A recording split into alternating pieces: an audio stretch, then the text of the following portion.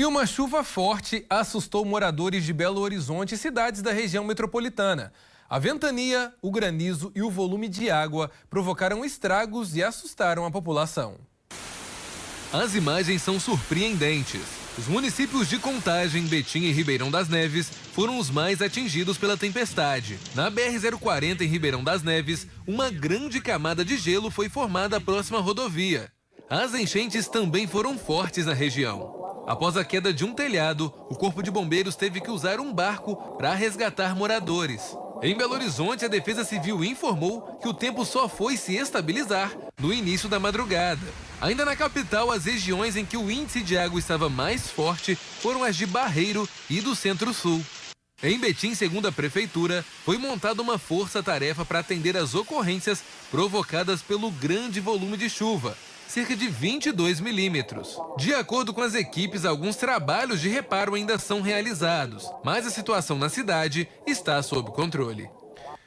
Olha, sem dúvida as imagens são impressionantes. Daqui a pouquinho a Laura Marques vai entrar para falar com a gente sobre essa situação. Mas antes vamos saber como é que vai ficar o tempo também nessa quarta-feira. E olha, tem possibilidade de chuva em alguns pontos isolados do estado. E as máximas também continuam elevadas, viu? Confira a seguir a previsão do tempo para amanhã.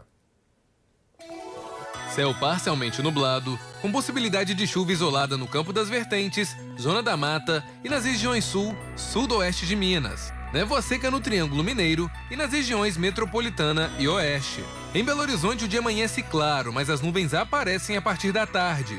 A mínima é de 16 graus e máxima 32. Lavras tem céu nublado encoberto e ventos leves. Mínima de 19 graus e máxima 33. Manhã de tempo claro em Nova Lima, com muitas nuvens no céu durante a tarde. Mínima de 15 graus e máxima 32. Em Três Pontas, céu encoberto o dia todo. Mínima de 20 graus e máxima 34. Em Viçosa, muitas nuvens e ventos moderados na parte da manhã. Mínima de 18 graus e máxima 32. Pois é, só chegar essa época do ano, primavera, verão, as pessoas costumam já ficar preocupadas, né, com a situação das chuvas, principalmente para quem mora em áreas, né, de risco. Para isso eu quero conversar agora com os nossos correspondentes. Laura, eu quero que você conta para a gente o que foi essa chuva, hein? A gente estava acompanhando aqui as imagens, realmente são impressionantes. Ainda está tendo algumas ocorrências. Como é que está a situação aí pela região metropolitana? Ao longo do dia, não. Depois que amanheceu essa terça-feira, a chuva já tinha parado. Em algumas regiões chovia pontualmente. Aqui dentro da capital mineira mesmo, foram só 2 regiões que foram atingidas por esse temporal todo, né, na noite entre segunda-feira e terça-feira, né? Segundo a Defesa Civil, o Corpo de Bombeiros, aconteceram algumas ocorrências, sim, de árvores, galhos que foram quebrados, né, por conta dos ventos intensos. Teve essa ocorrência lá em Ribeirão das Neves que chamou muita atenção. A BR-040, que passa pela cidade, criou mesmo essa camada de granizo ali, de gelo, depois dessa tempestade de granizo que aconteceu no local. Mas outros municípios não registraram granizo, como nessa situação de Ribeirão das Neves, né? A gente vem falando tanto de eventos climáticos impressionantes, né? Então a gente teve mais um, né, entre a noite e a madrugada dessa segunda e terça-feira. Em Betim e em Contagem, a gente teve 2 situações de casas que ficaram completamente alagadas. Tem relatos dos moradores de que a água chegou à altura do peito de alguns deles, né? Um desespero para tentar sair desses imóveis, né? Em um desses casos, até a porta da casa ficou fechada, os moradores não conseguiam sair por conta da força da água que entrava ali dentro do imóvel, né? O Corpo de Bombeiros teve que agir para resolver essa situação, algo que acontece periodicamente nesses períodos de chuva intensa, né? Que agora a gente começa a entrar nesse período, né, Elias? Estamos saindo da seca intensa para entrar num período de chuvas também intensas aqui na região metropolitana de Belo Horizonte. E aí esses alagamentos acontecem principalmente em regiões que a gente já conhece, onde há rios, né, córregos que passam aqui na região metropolitana. Então tivemos essas 2 ocorrências em Betim, Contagem, de alagamentos de casas, né? Não houve registro de desabamentos, situações que colocasse a vida das pessoas em risco, né? As autoridades conseguiram agir com rapidez, segundo o Corpo de Bombeiros, Defesa Civil. A CEMIG informou que os ventos intensos, que chegaram a mais de 70 km por hora aqui na capital mineira, chegaram a destruir parte da fiação elétrica em algumas localidades da região metropolitana. Na capital mineira, em Esmeraldas, Ribeirão das Neves, Betim, Contagem, são algumas das cidades que tiveram esse tipo de problema. Segundo a CEMIG, mais de 600 trabalhadores, como engenheiros elétricos, foram atender essas ocorrências para tentar resolver a situação, e a expectativa da CEMIG era de que o fornecimento de energia elétrica seria completamente normalizado até o fim do dia de hoje. Então, se você ficou sem energia elétrica por conta desse temporal, a expectativa é essa, né? Se demorar mais do que isso, já pode ligar, reclamar na companhia, na CEMIG, porque a previsão é mesmo de resolver o problema ainda hoje, até o fim dessa noite. Elias, é algo que realmente incomoda muito, a gente fica preocupado, né, vendo esses ventos tão intensos. Teve telhado de casa que foi arrancado, e aí bateu na fiação elétrica, né, provocando esses pequenos apagões pontuais em algumas partes das cidades.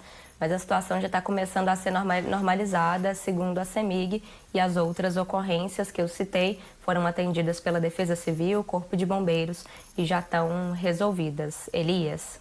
Ô, Laura, me chamou muita atenção na sua fala, né, que você disse também, que geralmente são locais já conhecidos. E é sobre isso também que eu quero falar com o Ricardo, porque, Ricardo, na maioria das vezes, né, quando nós temos essas ocorrências de chuvas fortes, nós sabemos exatamente, inclusive quem trabalha com a imprensa já fica já alerta a alguns pontos, né, independente das cidades que são, realmente são pontos muito pontuais.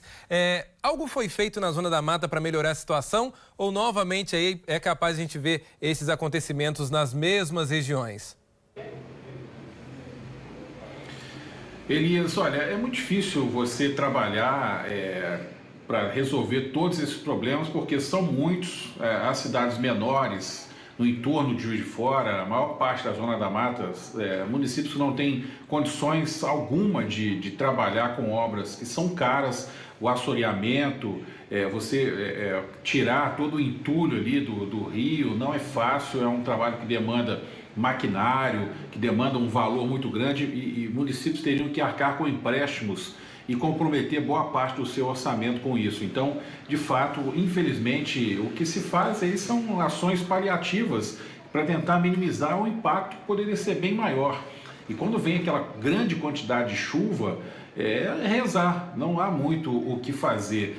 No caso de Juiz de Fora, que já tem uma condição melhor do que os municípios, o que foi feito, o que se tem feito, até em alguns municípios também no entorno, é aquele dinheiro da Vale, que a Vale está ressarcendo, fazendo um ressarcimento do município, melhor dizendo, dos municípios mineiros por conta daquela tragédia de Brumadinho. Parte desse recurso já foi direcionada para os municípios, Juiz de Fora recebeu 30 milhões e cerca de 12, 13 milhões estão sendo usados aí em obras para tentar minimizar esses impactos. Então, de fato, são obras que precisam ser feitas, e que a Prefeitura, pelo menos aqui no que diz respeito ao Juiz de Fora, está fazendo. Algumas cidades também estão direcionando esse recurso para isso, é o caso de Ubá, parte de recurso de Muriaé também está sendo feito assim, lá o rio Muriaé também passa e tem muitas dificuldades, e outras cidades, né, Cataguás, Miraí, mas é um recurso que demanda, como eu disse, maior vulto.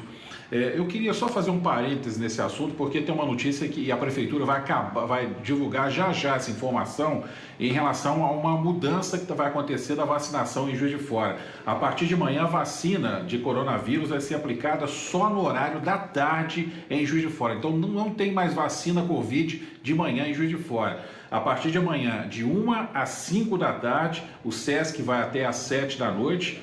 As UBSs fazem de 1 às 5 da tarde, e na quinta é um horário especial, apenas na quinta, de 8 ao meio-dia à tarde, aí as unidades de saúde não funcionam, então fica só na quinta-feira de manhã, a vacinação. Nos outros dias, nas UBS, a vacinação acontecendo à tarde, assim como no SESC também. A Prefeitura deve anunciar já essa notícia, eu estou antecipando aqui porque é um assunto que certamente vai repercutir, Elias. Ok, Ricardo, muito obrigado. E eu queria agora falar também sobre esse assunto com a Sabrina. Ô, Sabrina, eu também acho que é função do poder público, claro, melhorar a vida das pessoas, né? E se nada é feito ano após ano, realmente é difícil algo mudar na vida daquelas pessoas que tanto sofrem com essas enchentes. Aí, no campo das vertentes, como é que está a situação? Só completando essa sua fala, Elias, sujeira de um ano não tira num dia, né? Já existiu o ditado dos mais antigos, então quer dizer que problema que vem de anos e anos e anos não vai se resolver nunca numa gestão ou em pouco tempo.